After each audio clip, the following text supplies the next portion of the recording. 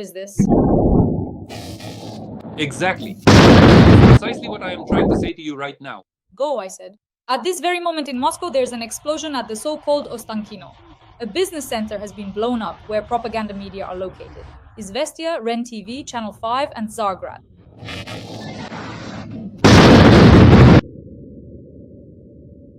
Panic fire, total evacuation. What? Is this happening for several days in a row now? There are terrorist attacks in Saint Petersburg. Russians are throwing Molotov cocktails at collection points for humanitarian aid for war criminals. Mom, we need to go to Otrada. Mommy, we need to go. In St. Petersburg, Molotov cocktails are being used against sites connected to the war, and almost simultaneously, there are fires. The racists themselves are carrying out sabotage. So after a Molotov cocktail attack on a collection point for humanitarian aid for war criminals, the building is on fire. The foundation that supported Russian murderers and looters has been destroyed. At this very moment, Moscow City is switching its employees to remote work. In the central office of VTB, only security and a couple of duty staff remain. All this is happening against the backdrop of drone attacks and the threat of direct hits on the tower. Guys, born under a lucky star. Moscow City is under attack. An emergency evacuation of the business center is starting right now. Thousands of employees are being led out from their workplaces. There's an explosion in Moscow. A fire is raging in the business center where propaganda media are located. Izvestia, Ren TV, Channel 5, Tsargrad, Regnum. All the staff of the publication have been urgently evacuated. There's panic, fires, a total evacuation, black smoke. The fire has been classified as highly complex. These are no longer isolated incidents. Several flashpoints are beginning to flare up inside Russia at once. Trump has authorized strikes on Moscow and St. Petersburg. Both Moscow and the Moscow region are being attacked by Ukrainian drones. There was a boom, a bang. Fires are breaking out at Moscow's television centers. Russian propagandists are furious. Solovyov and Skabiva are under attack. By the way, maybe, where did you land? Over there, something's on fire. That's odd. Donald Trump reportedly suggested to Zelensky in private to strike Moscow and St. Petersburg. The US president is convinced that only strikes on Russian cities will force the Kremlin to negotiate. At this very moment, Moscow City is moving employees to remote work at the central VTB office. Only security and a couple of duty staff remain.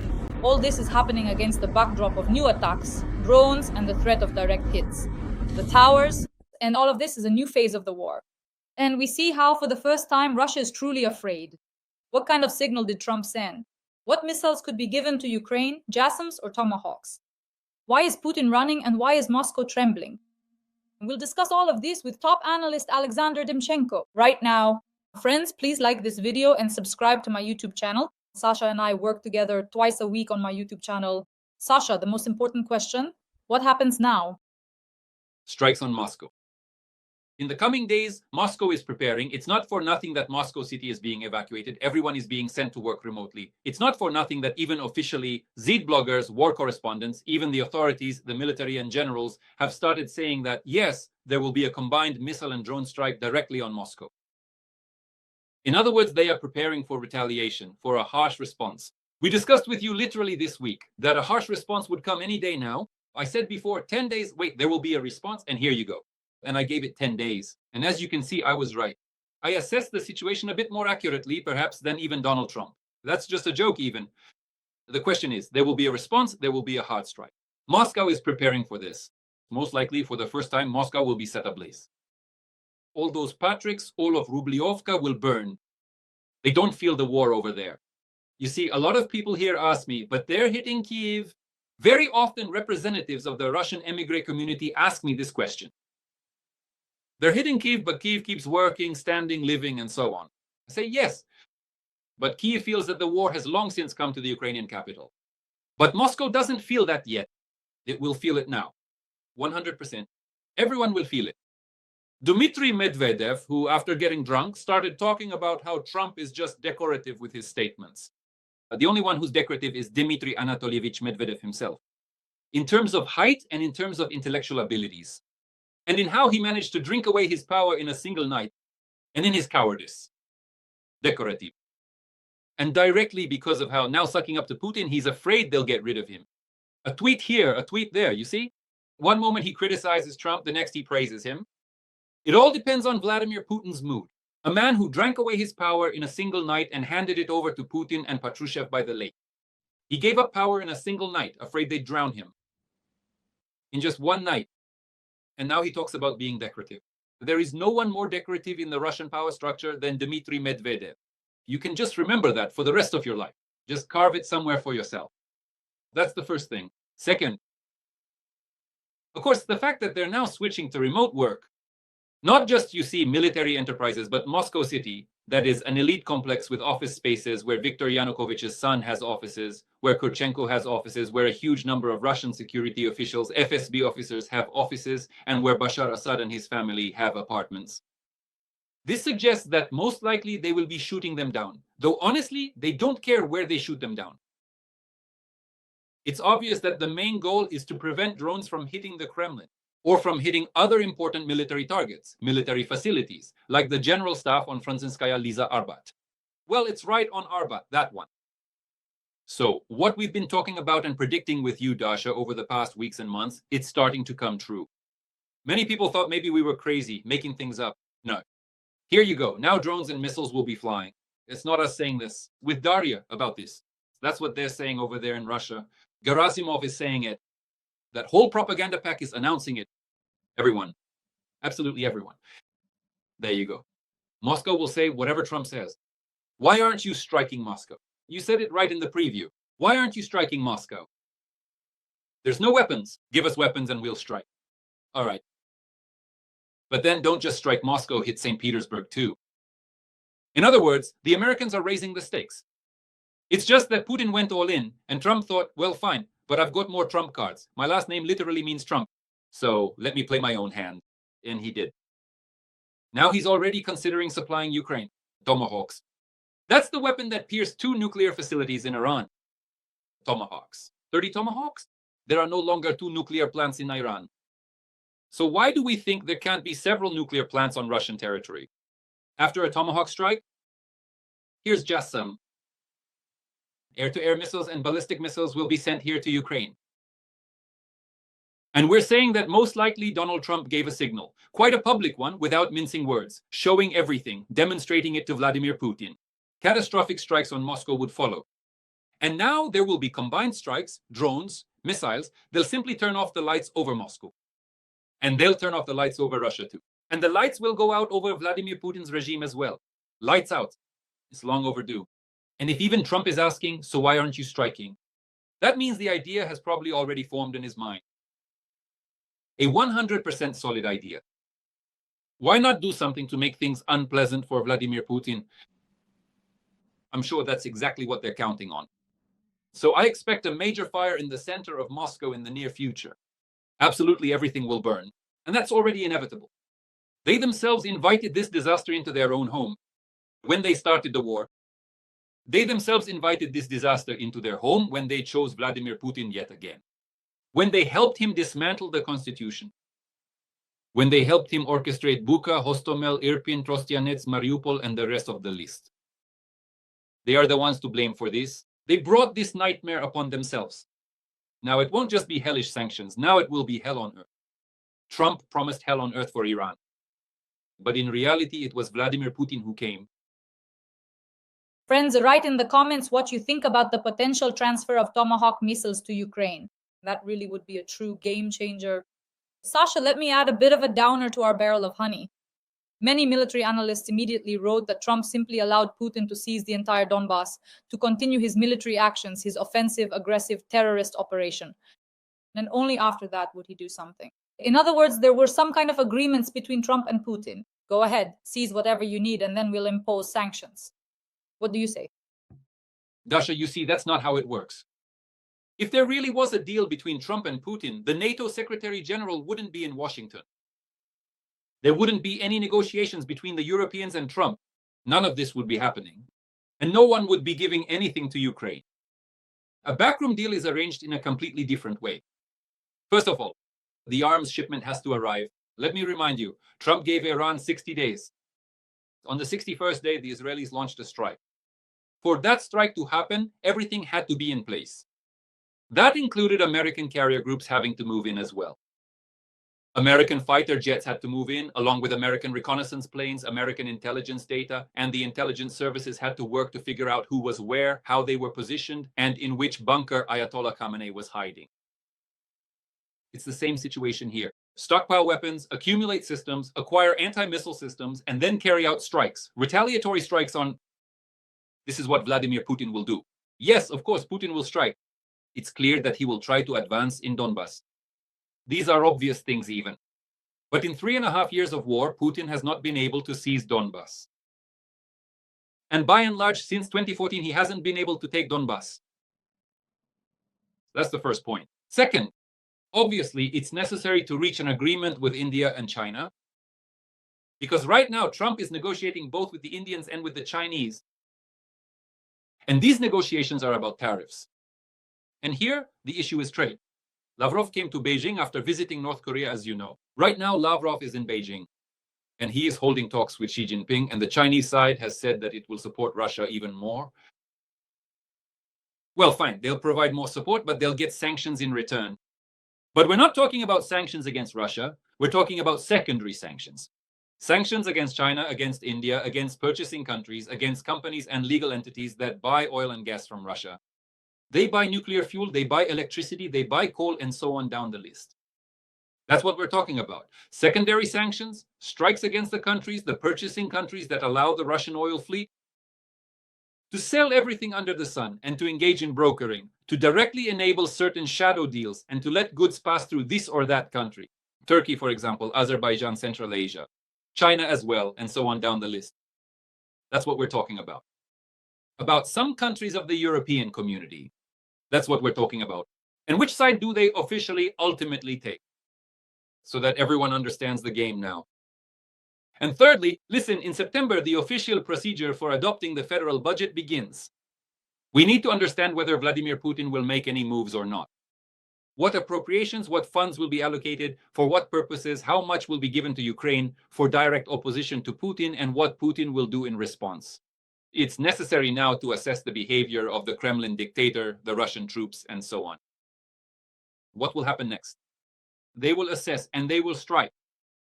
There is simply no other way out of this situation. Vladimir Putin himself has overturned the board. I think he now deeply regrets it. He's biting his nails, his elbows, and everything else he can bite. But the problem is, Dasha, that he himself is to blame for this situation. He overdid it. He ruined everything, as the New York Times rightly pointed out. Now, very difficult and catastrophic times await Putin. There's another reason as well, Dasha. Putin started purging his elite at the wrong time.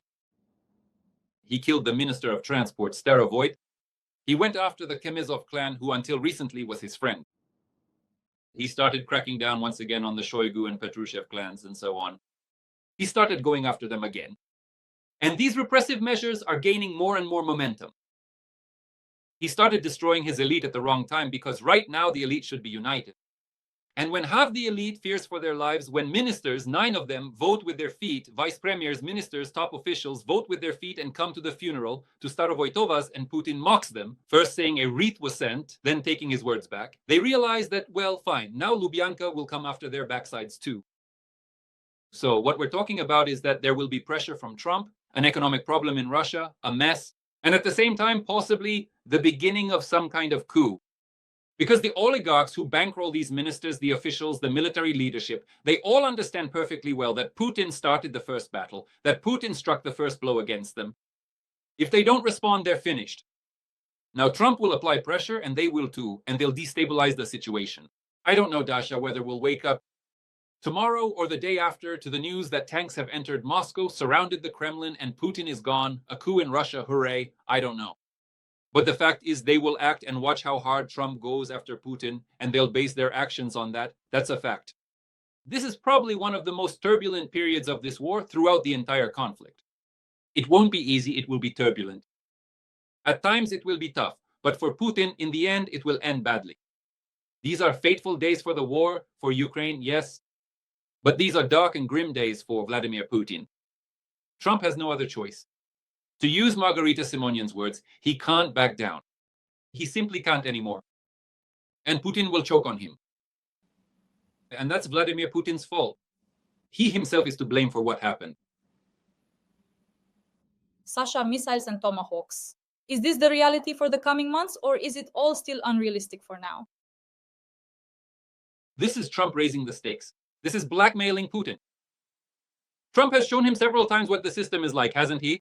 Tomahawk, what missiles and tomahawks are. He demonstrated it once in Syria, when he destroyed, just completely wrecked, the Syrian bases where Russian military and Russian aviation were stationed. He showed what American weapons are capable of, using the example of the Wagner mercenaries, whom he wiped out as well. He demonstrated what tomahawks are, using Iran as an example. And now he says, that's it, I'll send tomahawks to both Zelensky and Ukraine. Hundreds of them, take your pick. So he's raising the stakes, but he doesn't want the war to turn into a global, large-scale one. He doesn't want to fight Putin directly, but he probably has to or will have to do it.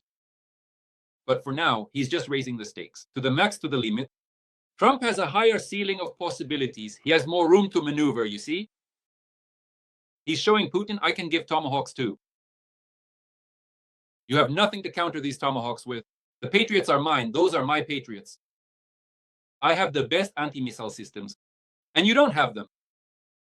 If there has already been a strike on Siberia, and Siberia was burning, I don't know, for the second or third time, even just in the last month.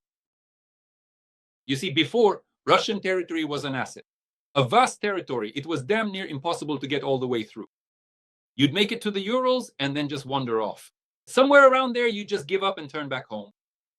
Now, Russia's vast territory is actually a disadvantage. It's a negative factor because it's impossible to cover it with anti-drone and anti-missile systems. You see? It's impossible. That's why they'll cover Putin again, his rear near the Kremlin. And all of Moscow will be burning. They'll cover Saint Petersburg, but Siberia will be burning. You understand? So tomahawks are a real possibility in the future. And when Putin says no to everything, and most likely he will say no, he simply has no other option left to show any weakness.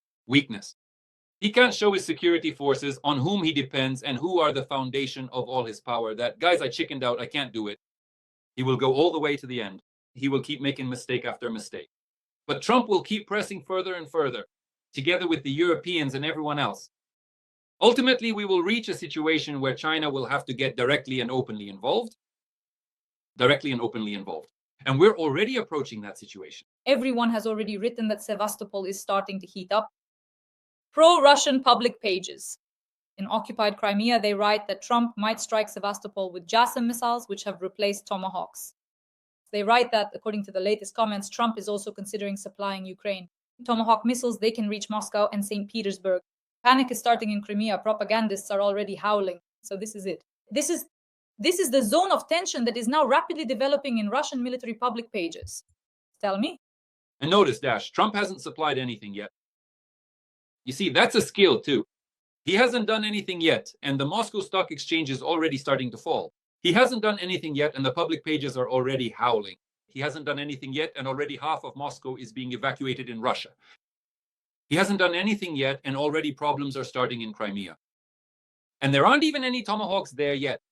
Now, attention friends, imagine the situation. There are tomahawks, and tomahawks are being launched. Just multiply all this hysteria by 10 or even 100. Multiply it. They'll go insane. They aren't even there yet, and they're already starting to talk about how it's all just for show. And when they are there, I don't know, they'll all just disappear. As soon as the tomahawks start flying toward Moscow, the first person who won't be in Moscow is Dmitry Anatolyevich Medvedev. He'll fly away. And that's already happened before. Are you laughing, Dasha? But that's how it was. When Prigozhin was marching on Moscow through the Rostov region, who was the first to run away? Everyone else stayed. No one understood anything. Everyone stayed in their places. Everyone was afraid. Who ran away? Putin and Medvedev. Putin took Medvedev by the hand because it's written in the constitution that if anything happens, Medvedev also gets a lifetime term that he is untouchable. Medvedev. The only president who is untouchable besides Putin is Medvedev. He took Medvedev by the hand like a bride and flew off with him in an unknown direction to some kind of bunker. And this time, as soon as tomahawks or something else start flying toward Moscow or anywhere else, Medvedev will immediately disappear. He'll be gone right away because everything about him is just for show. Dmitry Medvedev. Sasha, did you notice how, excuse me, the NATO Secretary General totally trolled and mocked Medinsky during the negotiation process? That was really harsh, the way he said it when they were discussing things with Trump. So Trump was trying to explain, like, I call Putin, Putin says everything is fine. But then my wife, Melania, tells me they're bombing Kiev. What's so fine about that? And I believed him, but then the NATO Secretary General Rutte tells him, how can you believe them if they send Medinsky to go there and spout nonsense? Historical, pseudo-historical nonsense about Russia. No, what they said was that Putin sent some crazy historian who started talking about the history of Russia, beginning from the year 1245. So, obviously, Trump, at some point, someone told him about Medinsky and he just forgot about it. Medinsky is not the kind of person you need to remember, honestly.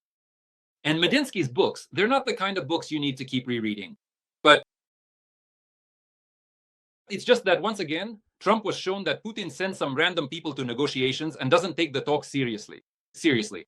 What does this mean? It means that sooner or later, if Putin is told directly, look, if you go to negotiations, no more Medinskys. Now only the key figures, the people who make decisions, and you personally, no one else. I won't accept anything else. There's no room left for maneuver. Dasha, you can't send Medinsky. You can't send some random person, someone from some unclear department, or just some advisor of yours. You can't do that anymore.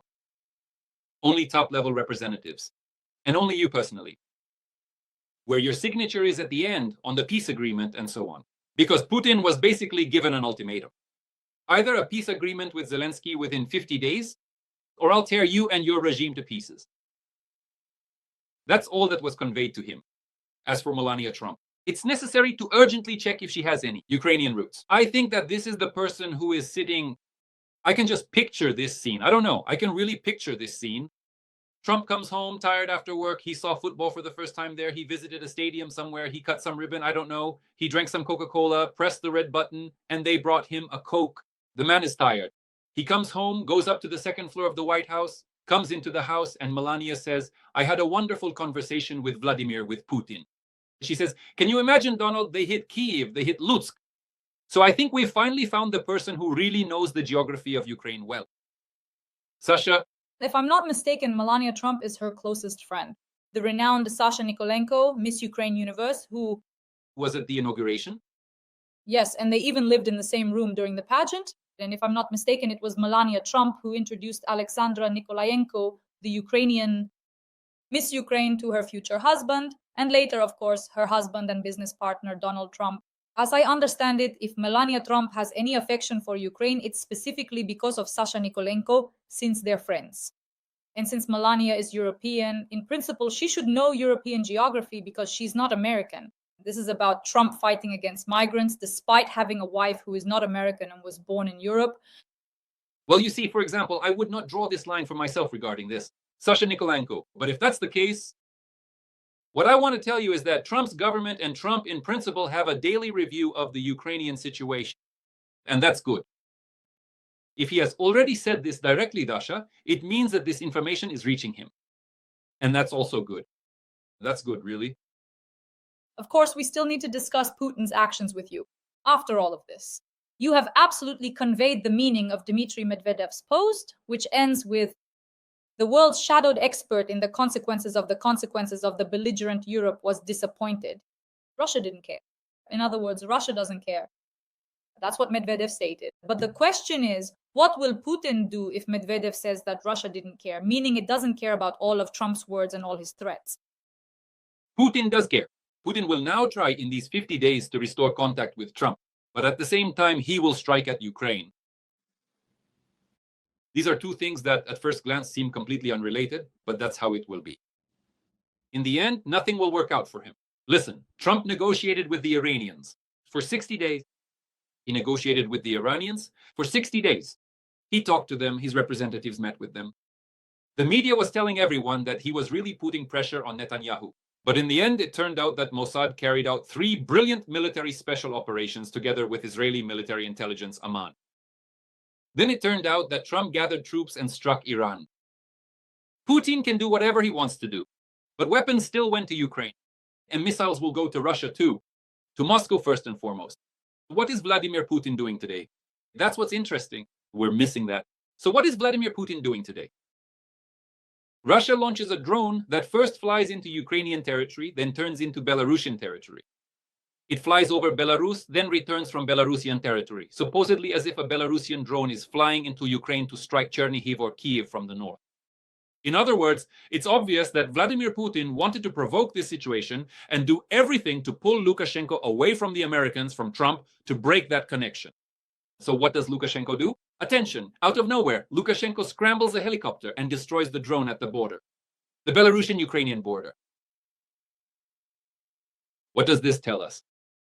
It shows that Vladimir Putin still wants to drag Lukashenko into this war, to do everything to neutralize Lukashenko, to gain control over Belarus and send his army through Belarusian territory, to use Belarus as a staging ground, either against NATO forces in the east or rather in the west, or directly for Putin himself, or directly against Ukraine from the north.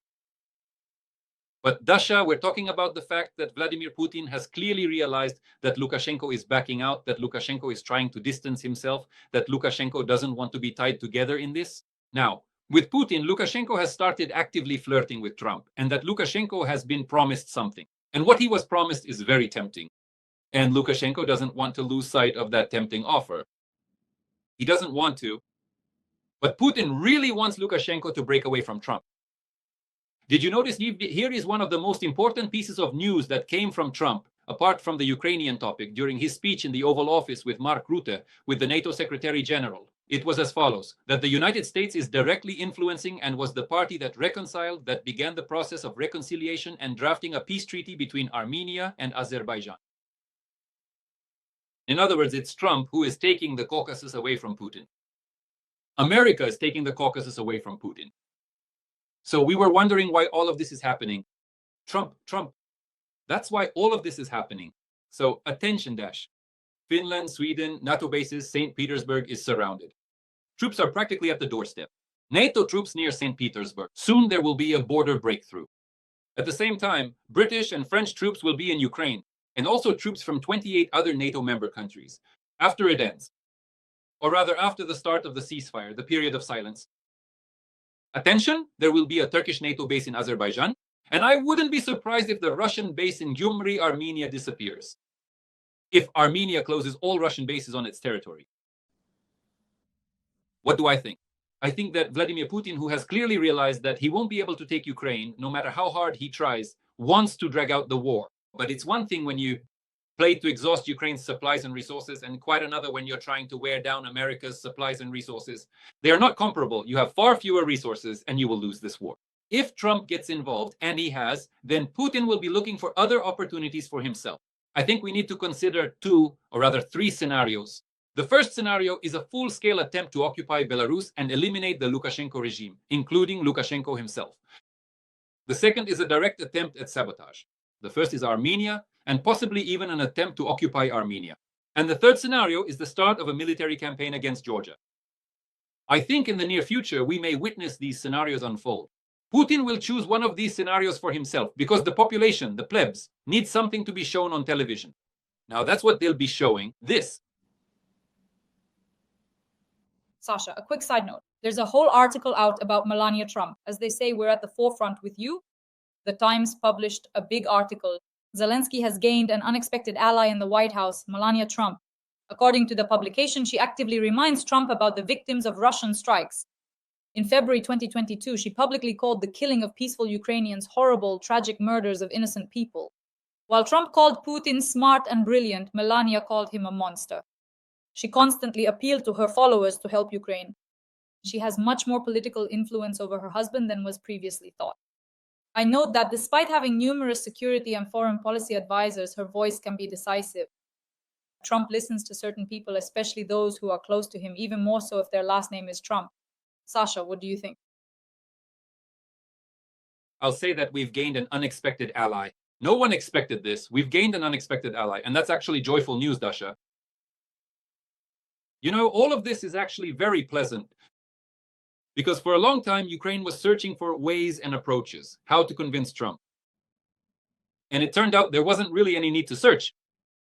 It turned out that there's the first lady who can, bypassing everyone else, just come and say, Donald, it's time to be done with Volodya Putin. End it with him. I don't like him. And as it turns out, for Trump, that's enough. That's much more than all the negotiations with Putin, more than all the persuasion from the Senate, Congress, and so on. More than Elon Musk, who's half crazy. It turned out that Melania is more than enough for Trump. That's very good news for Ukraine, Dasha, really. I don't know what will happen next. I don't know what level of influence there will be, how she will continue to support or not support Ukraine. But as things stand today, if thanks to Melania and Trump, Ukraine receives deadly missiles, full protection of its skies, 17 Patriots, and even Tomahawk missiles, then a monument should be erected to her in the center of Kyiv, and a street should be named after Melania and Trump. Yes, you're right, Sasha. And most importantly, you always say, what? Putin did certain things with his underwear and slapped Trump across the face with it. And The Atlantic completely agrees with you, because The Atlantic also wrote about her, yes, The Atlantic, about the reasons for the increased US aid to Ukraine. Putin humiliated Trump officially, just humiliated Trump officially. And Trump can't get over it. Here you go, public humiliation. I think, by the way, that Trump even told Melania about it. He just humiliates, and that's where it all ends, you see? And then the action continues, it goes on. Here we are talking. I ask you what kind of action started. They wanted action, they can't live without it. Well, here you go, you get your action, you get it. Yesterday's, we are currently making our way. Look, the news is coming in. While we're streaming with you, we're writing this stream. Germany might buy a Typhoon launcher from the US to launch Tomahawk missiles. As I understand it, Tomahawks have become our new buzzword, it seems. Now we only talk about them. Dasha, what does this indicate? It indicates that Trump has broken loose. Now he's going to blackmail Putin every single day. Remember, Solovyov was recently shouting about 2 Poseidons that would drown America with a nuclear weight. Just the other day, Solovyov was shouting about this. There's no need for a Solovyov in America. They have Trump. Now, Trump has more different kinds of weapons than Russia does. Now, Trump will tell absolutely everyone in the world every day about the best, most powerful weapon systems and how Russia will burn with the help of these weapon systems. And now imagine 50 days of this targeted informational bombardment of the Kremlin, the Medvedevs, and everyone else. There's a good chance that even before these 50 days are up, someone in the Kremlin will throw up their hands, because they're unlikely to withstand such an information attack. Seriously. They're more likely to crap themselves. Sasha, to sum up, what do you think will happen in Europe? Right now, Germany is being called Ukraine's main ally because almost all supplies will go through Germany. That's very important. NATO Secretary General Mark Luther has also done a lot. Again, Fico is in a panic, Orban and others, now even Malta is joining in.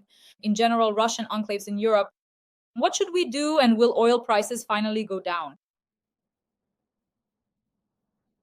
With these guys, Trump will deal with them if Putin really pushes him to the end. Because if anyone has direct influence, it's Trump. He has it over both Orban and Fico. Moreover, if he turns a blind eye to certain things, the European Union will put the squeeze on them.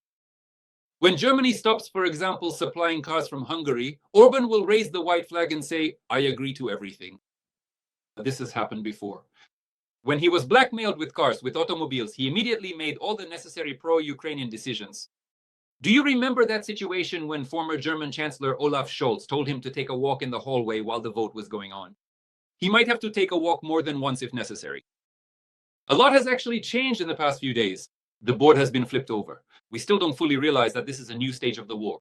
And this stage is clearly not in Vladimir Putin's favor. A lot has changed. The pace is just insane. It's a terrifying pace. There was this kind of momentum at the start of the big war, at the beginning of the invasion. Probably in the first 6 months to a year. What we're seeing now is a new surge. Everyone was hoping there would be some kind of reconciliation. There was hope. Trump probably had that hope too. It wasn't really hope, more like an illusion. He probably had that. Or thoughts that he could make a deal with Putin, that there would be a deal, and basically he could even profit from Russia. The deal is over. The illusions are over. And now there's a new surge. Trump probably liked that, to go to war. Trump probably liked the image of a burning Moscow. I don't know how long that image will stay in his mind. Maybe until the trial, maybe 2 weeks, maybe 2 years. I don't know. But that he'll take it out on Putin, that's 100%. What will happen in Russia now? Flames. What will happen in America now? The desire to start that fire.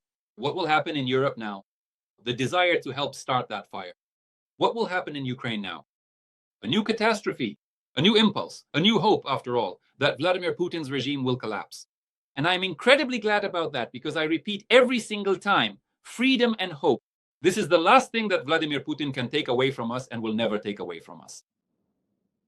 A wonderful ending, dear audience. Sasha and I work for you in the format Dasha plus Sasha, Sasha plus Dasha twice a week. Write a few words in support of our tandem. Do I know what you write? There are a lot of different comments. I read them, I leave hearts, so thank you very much. Write where you're watching from, tell us your viewing geography. Every Tuesday, Sunday, Wednesday, and Monday, we are on my YouTube channel, Dasha Happy, on Dmitry Gordon's YouTube channel, and top analyst Alexander Demchenko's channel. Stash, thank you very much. And see you this weekend. See you next time. Bye.